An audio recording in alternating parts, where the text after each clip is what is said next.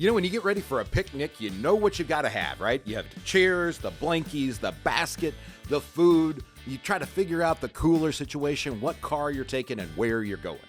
But how do you prepare for retirement? What are you looking at in order to make sure that you are prepared? Join us on Consider This Program today. We'll break it down for you. Well, good morning and welcome back to Consider This Program. I am your host, Joe Clark. I'm Dean Huddleston. We're happy to have you along, folks. I don't know what you're doing today, what you're preparing for, whether it's going to see the Colts, whether it's getting ready to go to a church or a family event. I guess it depends on when you're listening to this show. Maybe you're already at the gym or heading to the gym if you're listening on WIBC from 6 to 7 a.m. I don't know. What I do know is that you're going to be better off if you prepare for retirement as opposed to just walk in and experience it. I have had, and it has shocked me, I have had people who have gone to break at 11 o'clock at work and retired at noon. And, you know, call me 2 weeks later to say, by the way, I retired. And doesn't happen a lot in our career anymore. I mean, most of the families that we take care of understand what a retirement practice year is and a retirement budget and how all that stuff works. I want Dean to spend some time. He's our senior advisor up in the Lafayette, Indiana office. I want him to spend some time with you walking through how you should best prepare for retirement. What needs to go on in your mind, what you need to be doing, and what you need to be thinking. Joe, in today's world, a lot of our advertising and a lot of the investment firms out there will tell you you need X amount of dollars to retire. You need to have $500,000, $1 million. We're going to look at your accounts and we're going to look at you and say, what we need to do is replace your standard of living. And to do that, that means we're going to have disbursement of income. But first, how do I know if I can retire? What's involved in that? We really need to look at your fixed costs today. Those things that are going to take place today and tomorrow and the years to come. And we're really going to take a hard look and make sure that we inflate those dollars as we move forward, so that understanding that insurance costs go up, food goes up, those kind of things, and you're not going to be shortchanged in your income stream because we didn't plan for that. We also need to then look at and inquire about what do you think you're going to do in social costs. People tend to, when they retire, that first 3 to 5 years, they tend to do more than they would typically were taking opportunities when they were working. They have time. They're going to go see the grandkids. They're going to take that trip around the country. They're going to enjoy life for a period of time. But we also know that after that 5-year period, they tend to stay closer to home. The couch becomes more of their friend than the car. So making sure that you have the ability to do that, we look and we want you to experience what we call a retirement budget year. We would really love to see you take your yearly income that we're saying that you're going to live off of for a year prior to retirement and live out of that budget and see whether it's feasible. Are you hitting your mark? Are you spending less than what you actually thought you were going to spend, or are you spending more? That is a great way to get experience and understand, yes, I can retire maybe earlier than I originally planned, because we can live and enjoy our life after work. So you use some key words in there. So let's just talk about this. What is standard of living? How would you define that? Standard of living is what you want to experience or you are experiencing now in your life. You get up, if you want to go out to eat this week, if you want to take a trip, those are all things that are an expectation while we're working that the income provides. When you retire, you expect that income to be there to supply that same kind of standard of living. You don't expect to say, well, I don't have enough money to do anything, so I'm just going to stay home, if that's not your desire. So that standard of living is what we expect our life to be today, tomorrow, and in the future.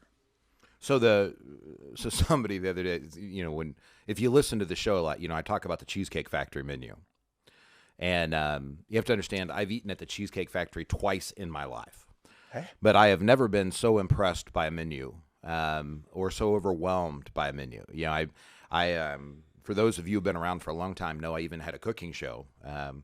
It was my brother and I, and did a cooking show where I taught food and finance at the same time. And I will tell you, for a chef, being prepared to make 400 or 500 items is daunting. I have no idea how they do it, right? But you go in and you look at that menu, and everybody likes choices. Very few people really like to make that final decision. When the waiter or the waitress comes over and it's kind of like, okay, Dean, you've looked at the 400 options. What are you going to make? What are you going to pick? Nobody likes that. What I will tell you, and the way that I would frame standard of living is, you don't want your menu to shrink. I like you that. want to be able to make the same choices today, the same final decisions today and tomorrow, and not have that interrupted. And I think what part of the biggest psychological barrier for people when they go to separate from the workforce, and notice I don't call it retirement, we call it your life after work, because most people don't just watch grass grow. But when we look at that, it's I want to be able, if I chose not to come to work tomorrow, I would not want to be able to make the same decisions about what I was doing with my Wednesday evening, or how much money I was given to church, or what vacations I were going on. That is truly standard of living. And when Dean's talking about that retirement practice year, we do that by helping people build and develop a budget. He used this word called inflate, and what you need to understand is, if you miss that, it's inflation. Prices historically do go up, right? Over a period of time. Some would argue we're in a period of time right now where it's a massive increase.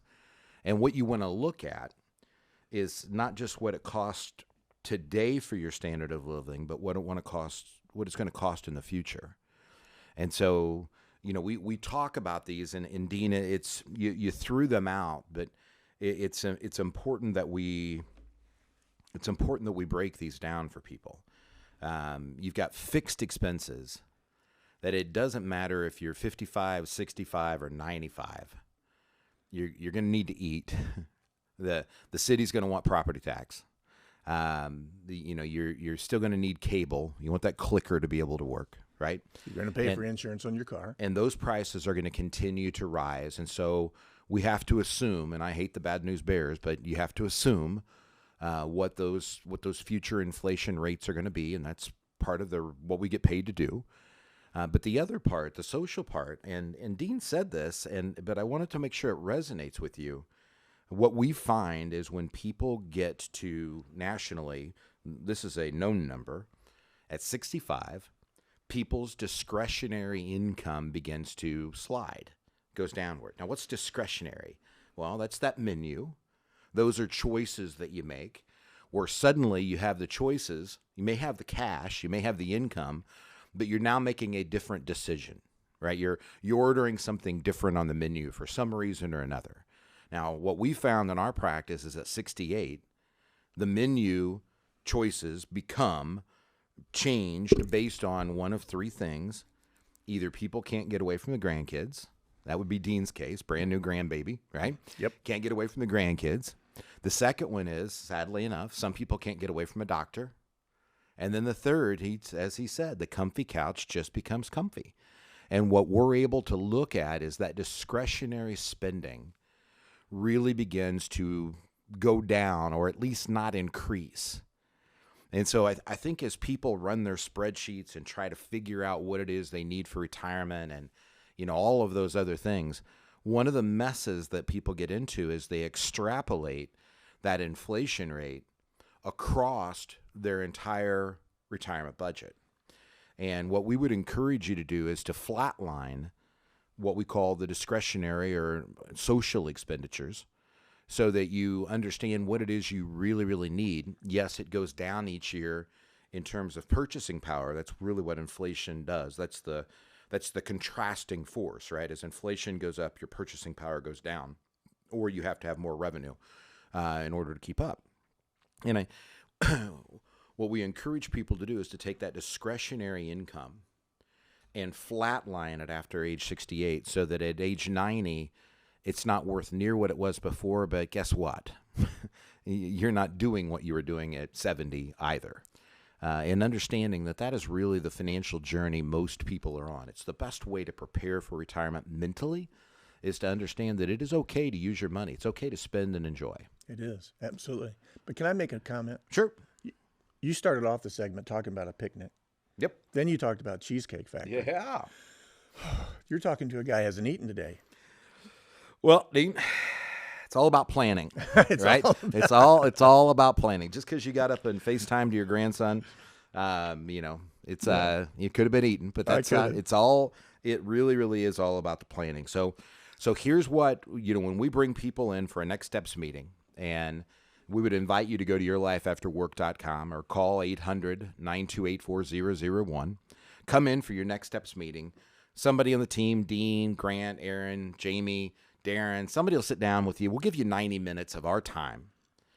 And in that 90 minutes, you're going to get things that you should consider today about what we call the 5 critical elements. And we have a trademarked process at the Financial Enhancement Group. It's called the Family Focus Process. So we're going to ask about your financial vision. We'll even help you craft a couple sentences.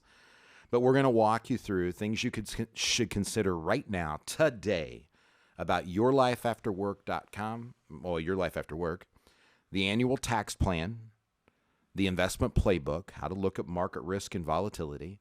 We're going to ask you what's going on in your life, good, bad, and ugly, and see if we can offer a checklist that might need to be able to help you. And then we're going to talk about your legacy plan. We will offer up things you want to consider today, things you're going to want to consider in the future. And if we choose to partner together, what FEG will do for you, we'll put it into writing.